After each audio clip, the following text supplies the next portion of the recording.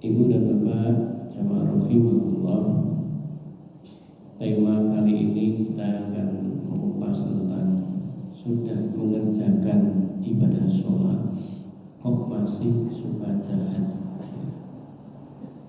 Ini sebuah tema yang merupakan sebuah refleksi buat kita semuanya dan merupakan critical thinking bagi kita semuanya, yang agar supaya kita memiliki keimanan, memiliki suatu ketakwaan sebagaimana yang disampaikan di dalam Quran, bahwa kita akan menjadi orang yang benar-benar bertakwa, takwa yang sesungguh-sungguhnya takwa.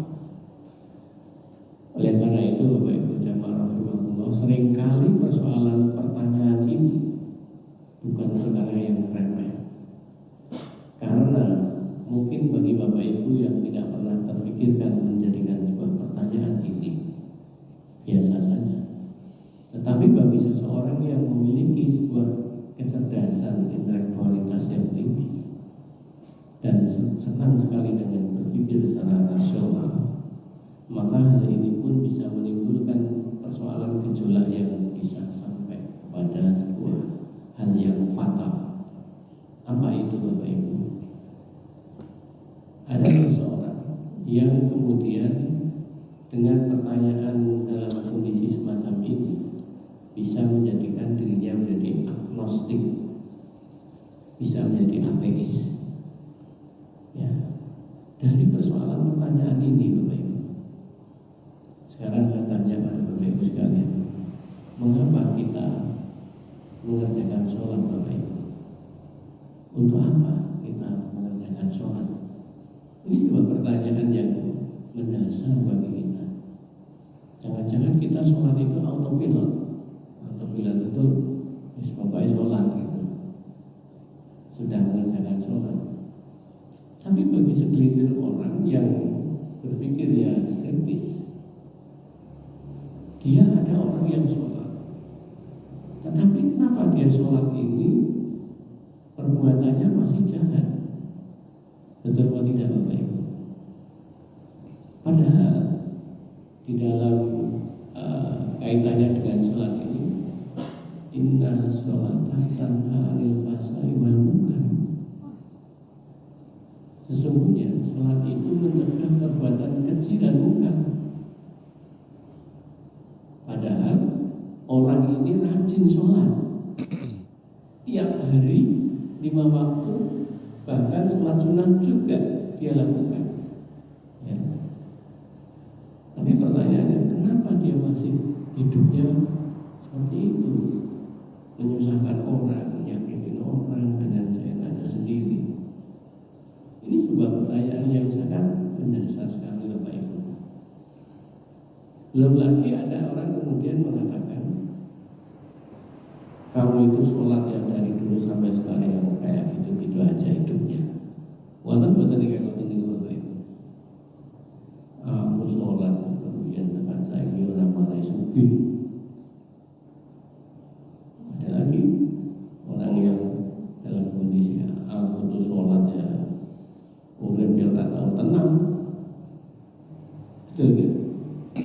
Ini bahkan Bapak Ibu, seseorang ini ada yang dalam kondisi biasa memberikan khotbah juga, ya, menjadi rohaniawan di salah satu institusi tentara, ya.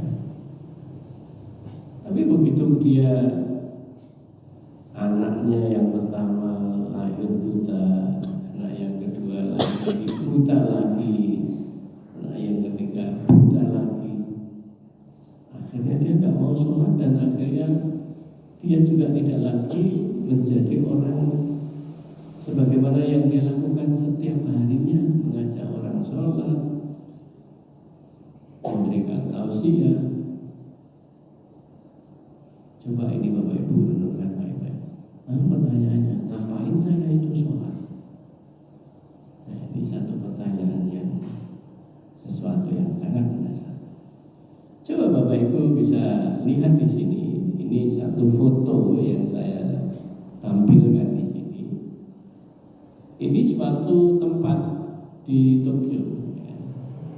Saya pernah berkunjung di sana di daerah Shibuya namanya. Shibuya.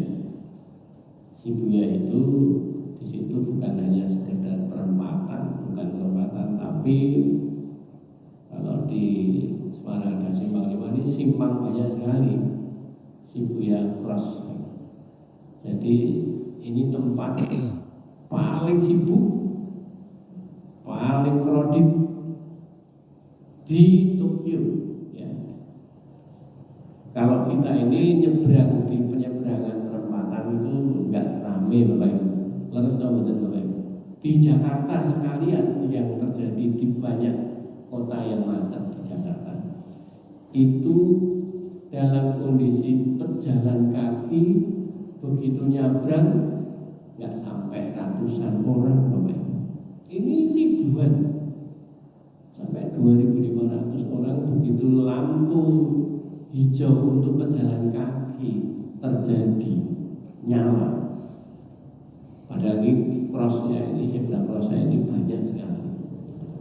Maka begitu terjadi hijau langsung seperti semut Bapak Ibu, kemeruyuk buaya, dan begitu dia merah langsung speed ganti kendaraan. Pertanyaannya Bapak Ibu, di tempat yang seperti itu tidak ada sesuatu yang kemudian kericuhan, kemacetan, stuck gitu kan? Tertib, disiplin.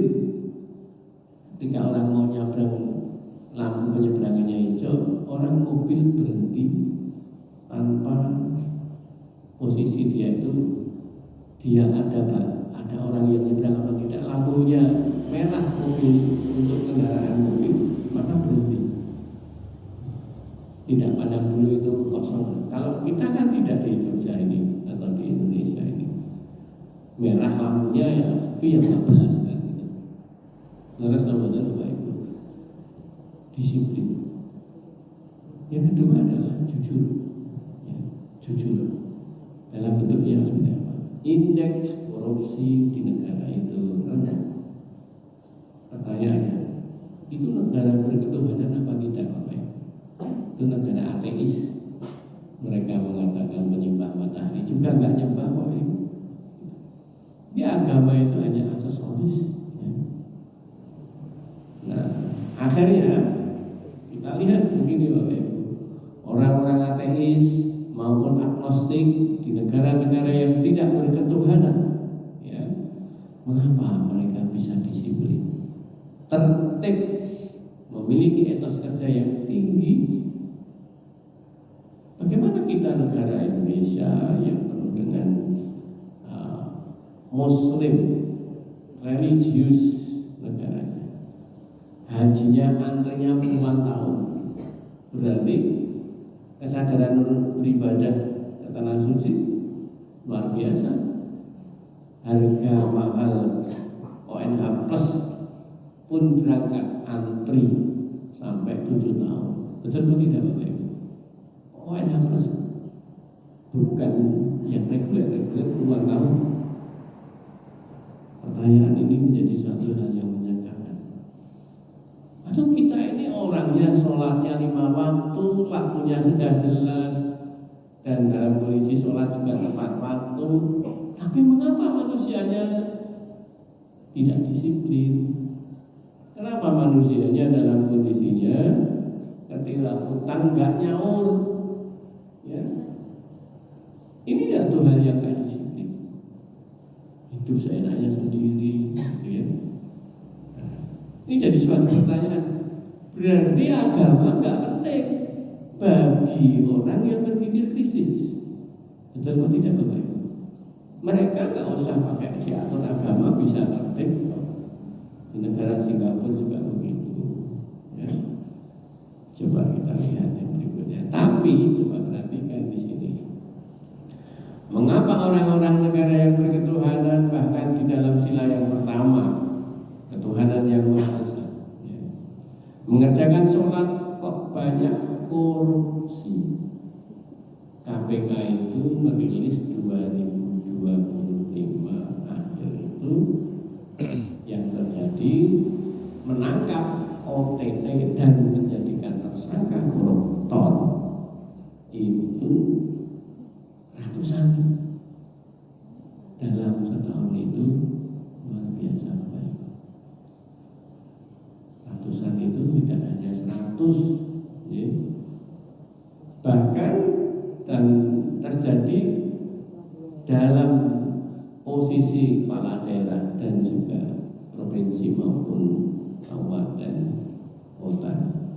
Apa yang terjadi dalam setahun itu paling tidak 504 kasus terhadap KPK. Ngerti nama betul Bapak Ibu? Negara yang dalam kondisi sila pertama ketuhanan yang Maha Esa, masjidnya banyak sekali, antrian hajinya luar biasa, panjangnya puluhan tahun, tapi melanggar aturan yang sudah disepakati pun bubar semua. Mahkamah Konstitusi gawe acara dewi, dirubah semua aturan. Polisi buat yang punya aturan dalam posisi dilanggar sendiri. Betul atau tidak Bapak Ibu? Ini kalau berpikir seperti ini, kayaknya apa gunanya agama itu? Sholat kira apa gunanya? Jadi pertanyaan, kenapa kita sholat? Ngapain tuh harus sholat? Ya.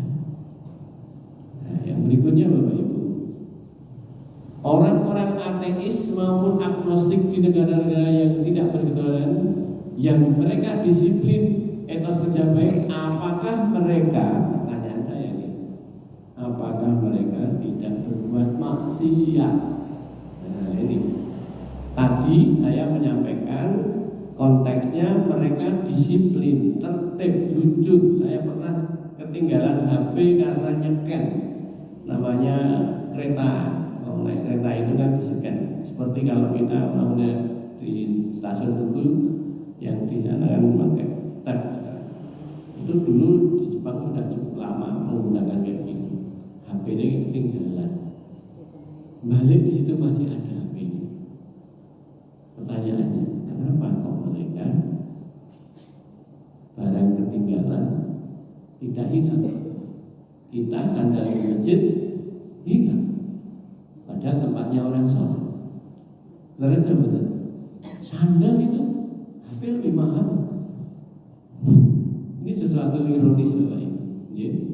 Tapi pertanyaan tadi, apakah mereka tidak berbuat maksiat Bapak Ibu? Karena dari pertanyaan yang tadi saya sampaikan, disiplin, tertib, jujur. Tapi apakah mereka tidak berbuat maksiat? Ya. Apakah orang-orang ateis dan agnostik terhindar dari perbuatan jahat? Nah, ini hal yang perlu kita renungkan. Jawabannya apa Bapak Ibu? Tidak. Tidak itu bukan tidak jahat, bukan berarti mereka disiplin, tertib, yang namanya jujur, bukan berarti tidak maksiat, bukan berarti tidak ada kejahatan. Ya, nah di sini pertanyaan yang muncul, bagaimana tingkat kejahatan di Jepang? Maka saya perlu menjawab dengan data. Ya, data. Bagaimana datanya? Nah ini Bapak Ibu. Ya. Jadi dalam kurun waktu tahun 2024 ini terjadi peningkatan kejahatan. Ya. Peningkatan kejahatannya ini enggak main-main. Ya. Jadi Bapak Ibu bisa dilihat ini angka tersebut ya. Jadi peningkatan itu diikuti juga variasi kejahatan. Ya. Jadi jenis-jenis kejahatan, di mana mereka itu pemerkosaan juga tinggi, ya. Manipulasi juga tinggi, ya. Cyber, persoalan persoalan cyber dalam bentuk kejahatan cyber itu cukup tinggi. Ya. Jadi namanya merampok juga terjadi Bapak Ibu. Ya. Loh kok bisa? Ya tetap ada rampok. Nah, ini data-datanya juga ada di sini ya, saya tampilkan. Artinya bahwa perbuatan jahat itu bukan dalam kondisi orang yang beragama maupun yang tidak beragama, posisinya tidak akan terjadi, enggak. Tetap terjadi dalam posisinya manusia itu fa'alhamaha fujuraha wa taqwaha. Jiwa manusia itu diilhamkan oleh Allah memang diberi dua potensi. Potensi pertama adalah untuk jahat, potensi kedua adalah untuk berbuat taat. Ya.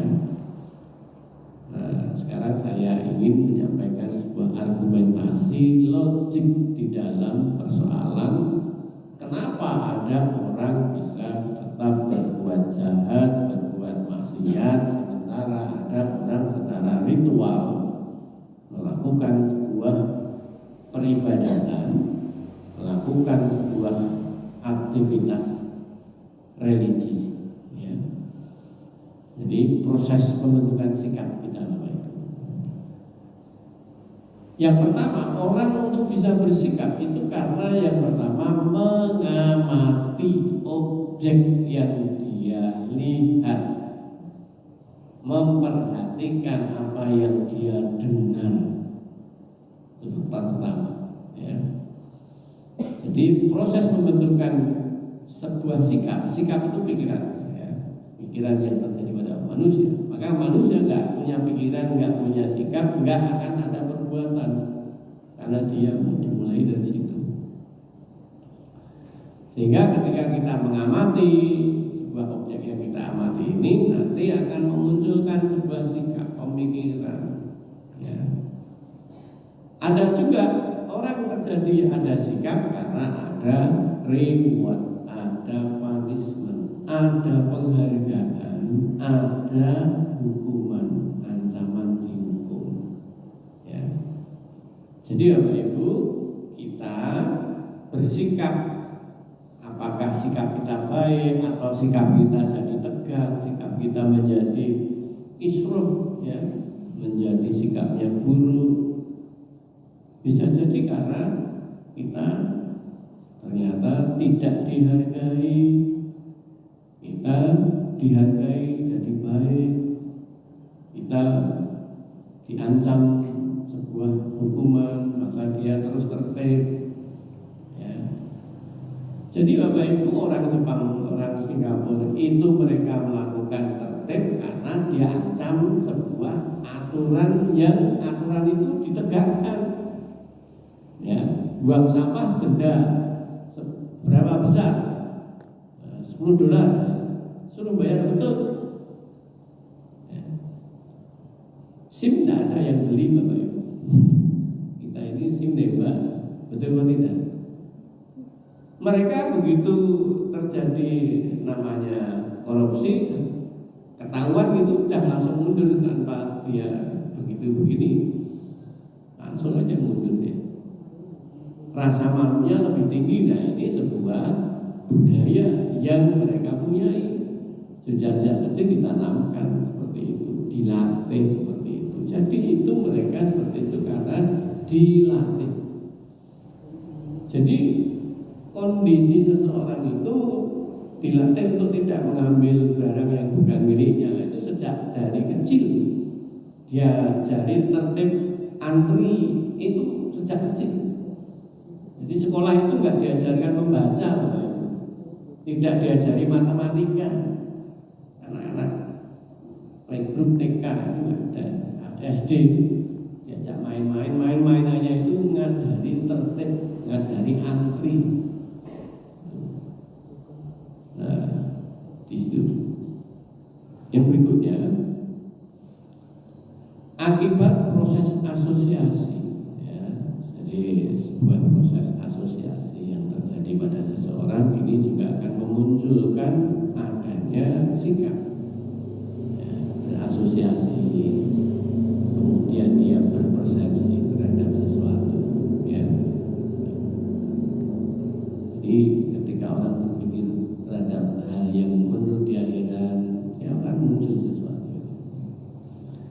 Yang berikutnya, akibat pengalaman langsung, karena kita sudah biasa ada orang nggak tertib, aja buang sembarangan, aku tak buang juga, sama-sama.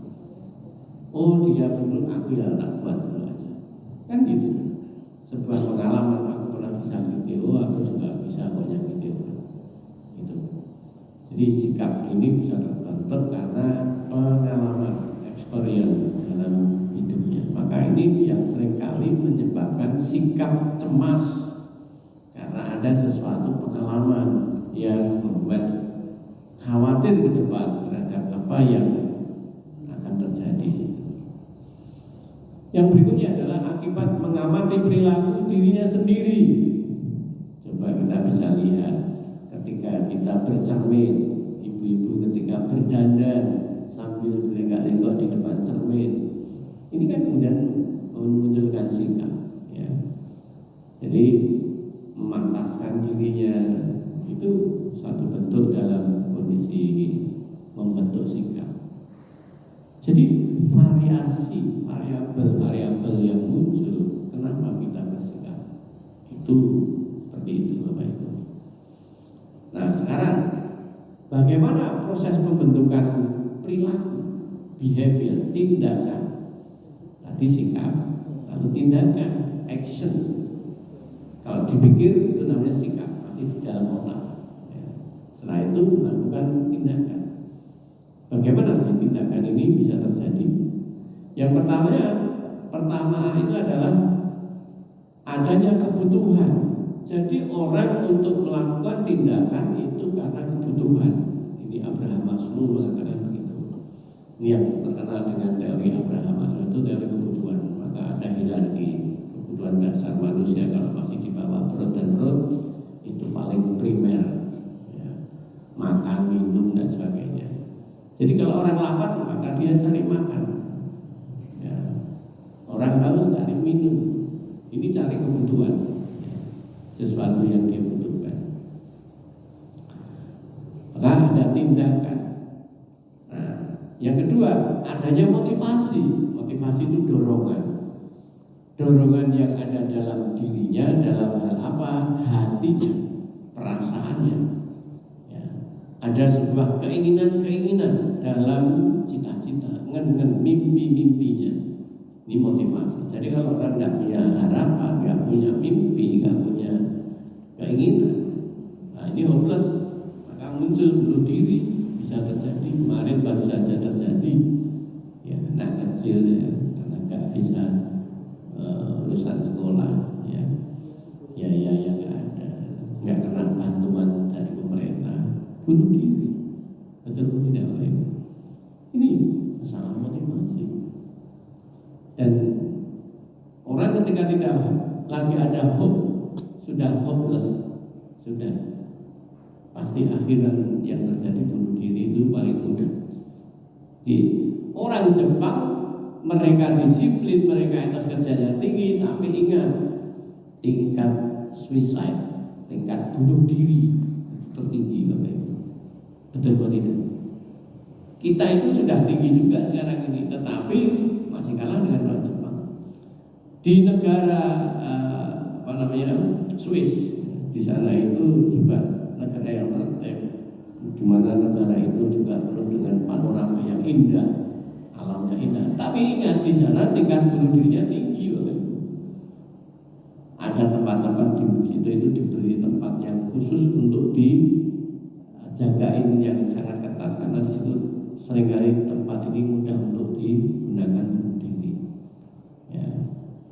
Nah, jadi adanya motivasi, makanya kita masih punya motivasi. Orang itu kalau sudah nggak mau makan, sudah itu detik-detik kematian paling dekat, karena nggak mau makan, karena sudah nggak ada motivasi, keinginan makan dan bosan. Nah itu adanya stimulus atau perangsang dan sesuatu penguat. Penguat itu ada yang mendorong, dia menjustifikasi. Jadi Bapak Ibu, ketika kita itu di dalam ruangan ini tiba-tiba ada aroma yang tidak nyaman, maka kita kemudian melakukan tindakan apa ini yang langsung bergerak dia. Ya, jadi ada perangsang, ada sebuah stimulus.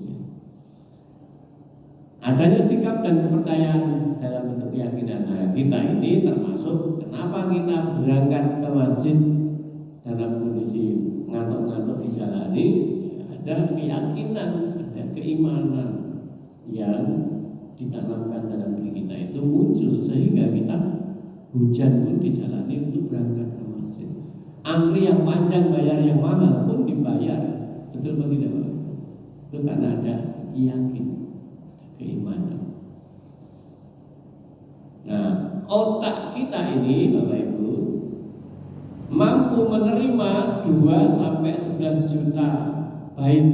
Kalau dalam HP kita itu ada komponen memori untuk menyimpan informasi data dengan satuan kilobyte, ya, megabyte. Nah, otak kita ini bisa jutaan byte per detik ketika menerima informasi data masuk ini. Bapak Ibu sekarang sedang dapat informasi lewat suara saya ini, lewat tampilan dari slide yang saya sampaikan. Nah, tetapi dalam otak sadar kita ini hanya mampu memproses dalam bentuk data 50 sampai 100 byte per detik. Kapasitasnya tinggi, tapi dalam real time, di dalam kemampuan memproses apa yang aku dengar dan mendengarkannya, tahu, lalu kemudian tersimpan di situ hanya 50 sampai 100 byte, ya, tidak sampai jutaan. Nah, sama ini HP kita itu dalam bentuknya megabyte-nya banyak, tapi yang tersimpan memori ini yang digunakan yang bisa ditangkap cuma sekian gitu. Nah, coba dengan seperti itu bagaimana sehingga ketika kita itu dalam bentuk banyak masukan, jadi mulai saat kecil sampai hari ini kan masukannya memori otak kita banyak sekali Bapak. Dan yang kita bisa tangkap hanya sedikit, ya, yang bisa disimpan di situ. Nah, itulah yang kemudian pertanyaan yang berikutnya saya sampaikan, mengapa sholat itu sulit menjadi sholat yang bisa khusyuk? Pertanyaan saya Bapak Ibu, ketika Bapak Ibu sholat, Allahu Akbar, aduh bacaan mau dengar di inner voice otak kita, bisikan di dalam otak kita, betul kan? Allahu Akbar, aduh mau kayak perlu tak tutup, gue bisa kena tikus, betul kan? Tadinya mau cari kunci nggak ketemu, Allahu Akbar, kuncinya mau nih mana? Kira-kira khusus tuh. Jadi sholat itu ternyata mengingat sesuatu yang lupa, ya. Kok bisa begitu? Nah, ini. Makanya Bapak Ibu dalam konteks demikian ini kita ada aktivitas sehari-hari, ya, dalam kondisi sehari itu banyak sekali aktivitasnya. Tune in di situ, ya. Kemudian bagaimana yang berikutnya? Di dalam aktivitas itu hanya sebagian kecil yang bisa ditangkap di dalam memori otak ini, kemudian mengendap, ya. Terus akhirnya kalau kita sholat, ya, dalam kondisi sholat kita ini bagaimana Bapak Ibu? Yang sholatnya nggak sampai 5 menit kita ini sholat, coba Bapak Ibu perhatikan ketika kita sholat itu berapa menit? Yang 4 rakaat aja, yang banyak rakaatnya 5 menit ada nggak? Paling nggak sampai. Sementara kita aktivitasnya berapa jam? Banyak sekali masuk gitu, lalu sholat. Sholat itu hanya untuk membaca yang bacaan sholat. Bacaan sholat itu sangat pendek, singkat. Yang panjang waktunya aktivitas di kenyataan real kita itu banyak. Maka yang terjadi di dalamnya, ketika kita sholat, itulah masuk di situ inner voice muncul yang terjadi tadi saat aktivitas. Oh, mau kikain sing ketemu aku iki jenenge Arjo. Tadi waktu ketemu sapa ya? Iki ben kita ya aku kenal. Betul atau tidak? Ini Sehingga ketika sholat masih mendatangkan sesuatu peristiwa yang terjadi dalam aktivitas itu, maka wajar ya. Pada otak ini pada posisi sholat hanya satu, untuk mengingat Allah wa dzikrullahi akbar. Sholat itu kan mengingat Allah yang paling besar ya. Cuma satu, tapi ini sudah banyak dimasuki banyak ingatan untuk aktivitas tadi Bapak Ibu. Makanya sholat untuk khusyuk itu nggak gampang. Nah sekarang ini Bapak Ibu, di dalam otak kita itu ada proses sortir, seleksi, mana yang penting mana yang nggak penting itu bisa kita singkirkan atau tidak. Nah ini ada proses sortir yang kita sebut dengan proses yang ada di retikular itu bagian batang otak yang di situ non kesadaran, activating system namanya. Jadi bagian itulah yang mengendalikan sebuah persoalan nyortir. Ini penting nggak? Ini enggak. Itu secara otomatis. Itulah yang terjadi yang dulu pernah saya sampaikan. Otak kita yang besar ini 90% untuk non kesadaran. 10% untuk sadar. Nah kita mendengar kemudian memahamkan diri kita untuk mengingat-ingat itu sadar 10%.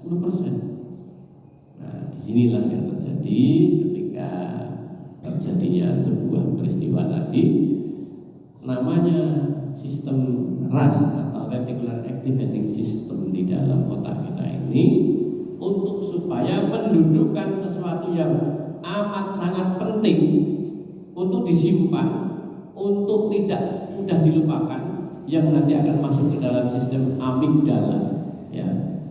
Jadi di situ ada hipokampus untuk menyimpan memori jangka panjang sampai akhir hayat pun masih muncul ingat ketika tidak demensia, tidak mengalami amnesia. Di situ ibaratnya area untuk VVIP, very very important. Tidak hanya VIP tapi VVIP. Nah, itulah kemudian dalam proses yang ada sesuatu yang bersifat untuk keselamatan atau mengancam nyawa itu langsung disimpan langsung di dalam long term memory, hipokampus. Nah, disitulah kenapa ketika kita sedang fokus melakukan sesuatu, tiba-tiba ada sesuatu yang duel, kita langsung fokus pada yang duel tadi, karena itu mengancam jiwa kita, bisa mengancam. Sesuatu yang tidak mengancam, tidak. Maka Bapak Ibu, logis kenapa ada orang sholat, habis sholat tidak mengefek, tidak ada efek, maka tidak pernah dia merasakan terancam. Kenapa? Terancam apa? Tuh, kamu tuh nanti kalau pernah sholat dihukum di neraka. Di bukti nih, betul apa tidak? Tapi kalau suara bom duel, meledak, bukti dan fakta dilihat secara langsung, otak mereka, ada berita begitu. Dan disitulah kemudian kita sholat itu posisinya, aku ingin sholat, ya sholat, ya ora apa-apa, kayak ora sholat, ya ora apa-apa gitu. Betul atau tidak? Itu menjadi seseorang tidak ada motivasi, tidak ada sesuatu yang membuat dia nggak fokus di situ. Ya. Jadi sesuatu yang bersifat ancaman jadi VVIP. Sesuatu yang bernilai tinggi menurut kita, kunci keteringsut itu sesuatu yang tinggi, karena contoh nggak bisa buka rumah, nggak bisa mobilnya untuk dijalankan, ya kan? Jadi itu yang akhirnya masuk dalam sebuah memori penting yang tidak hilang-hilang. Orang menyakiti kita dalam kondisi jengkel, itu masuk long term memory, sehingga menurut kita itu value-nya tinggi, ya, memiliki nilai yang tinggi. Nah, cermati dasar hukum perintah sholat sekarang ini Bapak Ibu. Tadi saya pertanyaannya, sholat itu Bapak Ibu, kita harus paham tujuan sholat itu apa. Kira-kira tujuan sholat kita itu apa Bapak Ibu? Nah, Jadi orang berpikir aku sholat, nak wis sholat ya aku tenang. Wah, ini berarti sholat jadi beban. Betul atau tidak? Berarti maaf, sholat itu jadi seperti orang posisinya seperti buang air besar atau air kecil. Ketika orang itu belum sholat, seperti orang dalam keadaan belum buang air kecil. Begitu sudah keluar, lega, wah sholat menjadi membuat lega. Berarti sholat itu beban. Betul atau tidak? Kok beban? Ya iya, setelah sholat lega. Karena itu dia beban. Hati-hati, padahal sholat itu bukan untuk itu. Dan sholat itu sendiri sudah tujuan, bukan sebuah media.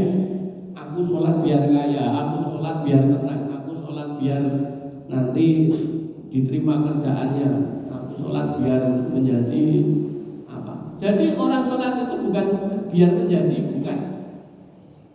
Jadi Bapak Ibu, sholat itu bukan media untuk menjadi, tapi sholat itu sendiri adalah sebagai tujuan, sudah tujuan.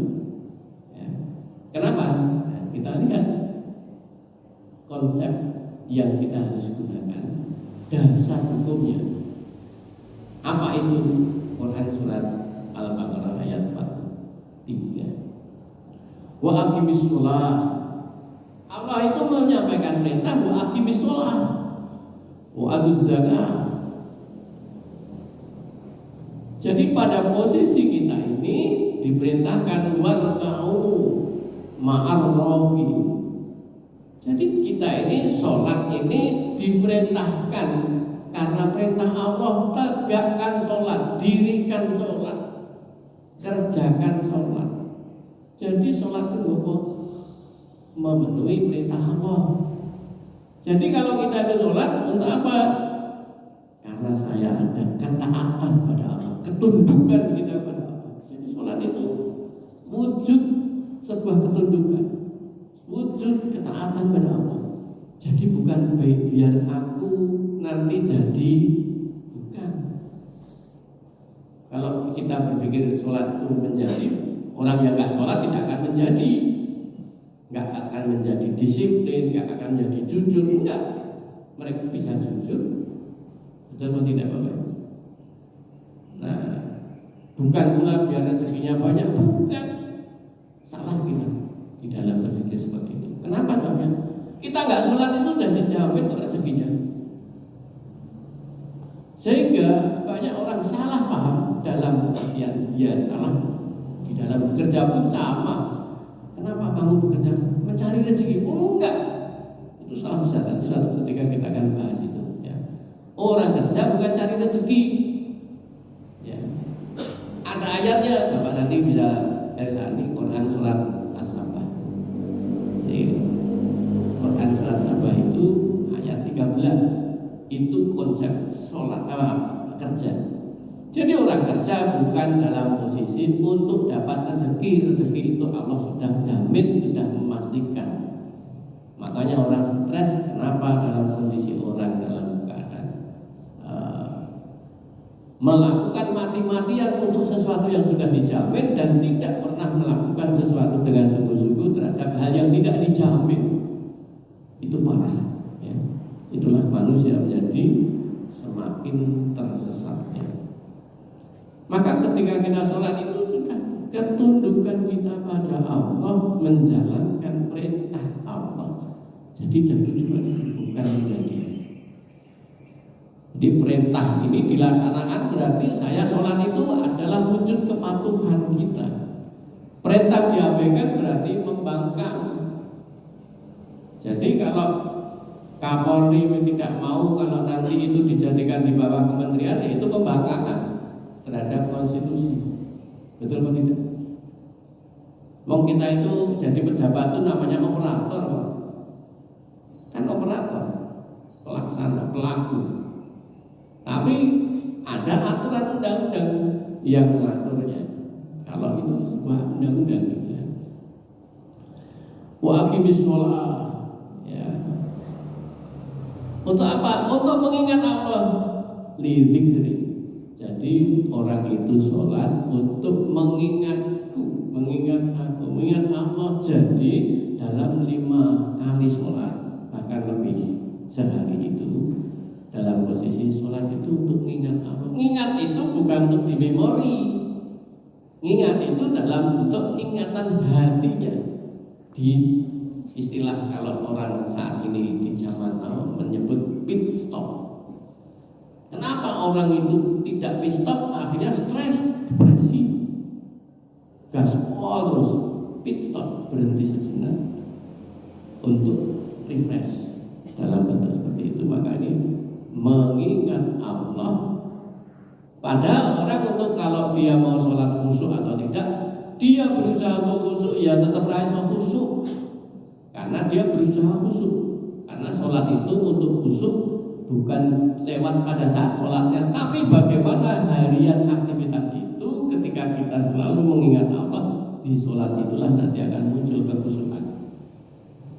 Bukan berusaha khusyuk jadi malah tidak khusyuk, sama ingin melupakan, memaafkan terus melupakan, nggak bakal lupa.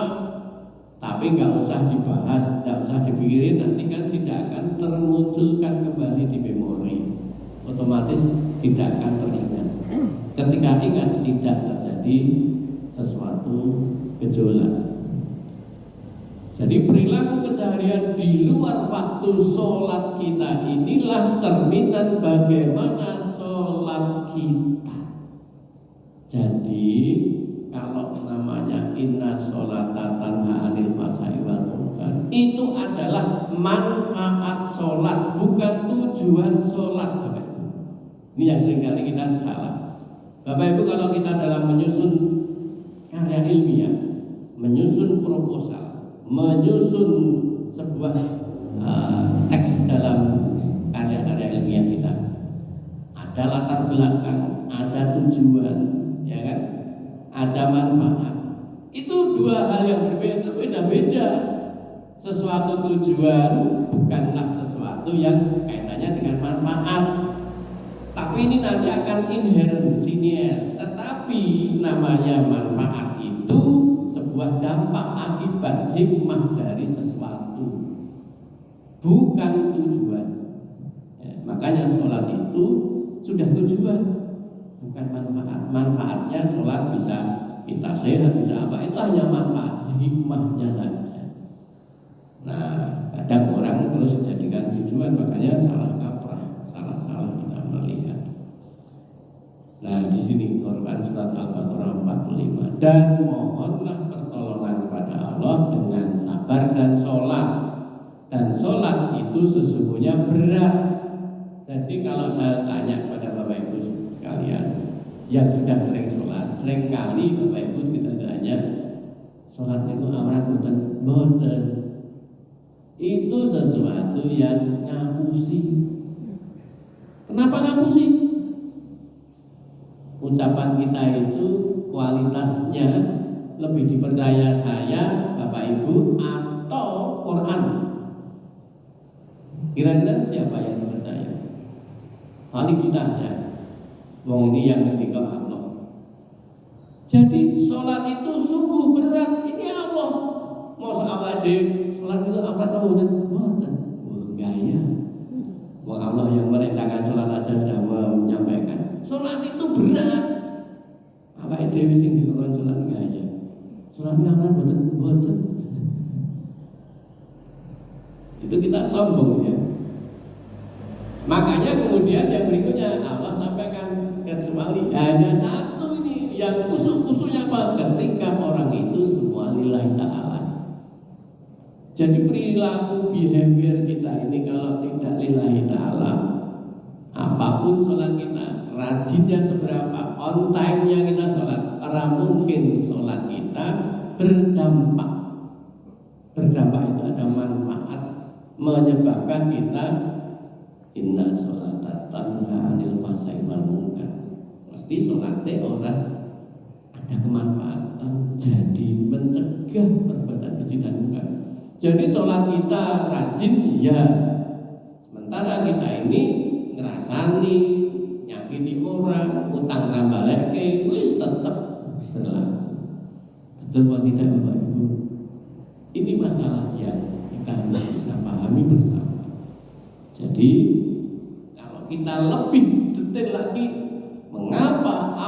itu menjadikan sholat sebagai indikator hisab manusia. Ketika dia dihisab sholatnya selesai, tidak dalam kondisi masalah, nggak akan dihisab berikutnya. Betul atau tidak Bapak Ibu? Dia bibunnya hisab itu adalah sholat.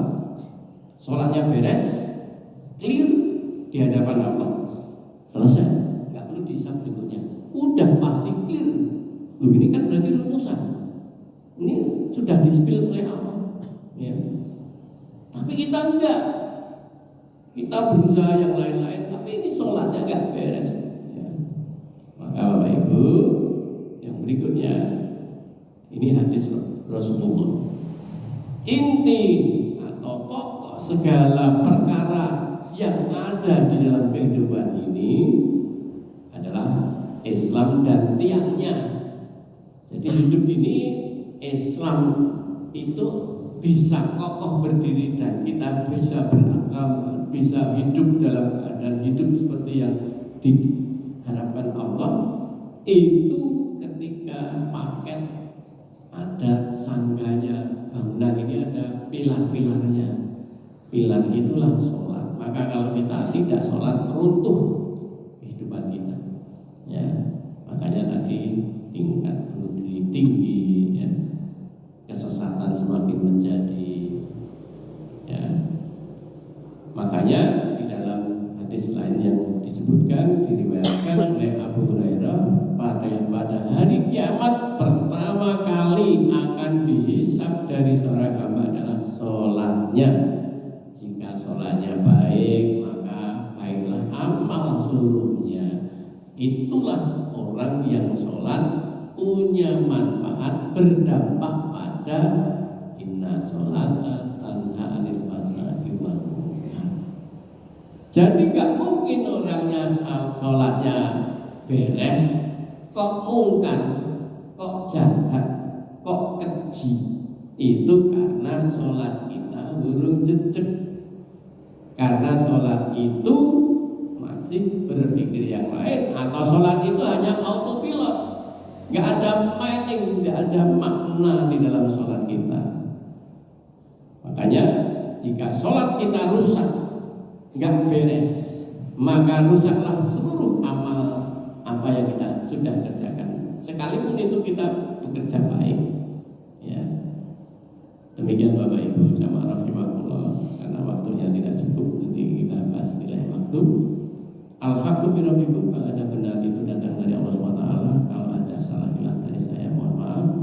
Assalamualaikum warahmatullahi wabarakatuh. Subhanakallahumma wa bihamdika astaghfiruka wa atubu ilaik. Ada yang ingin ditanyakan? Terima kasih. Yang perlu ditanyakan, ada satu peristiwa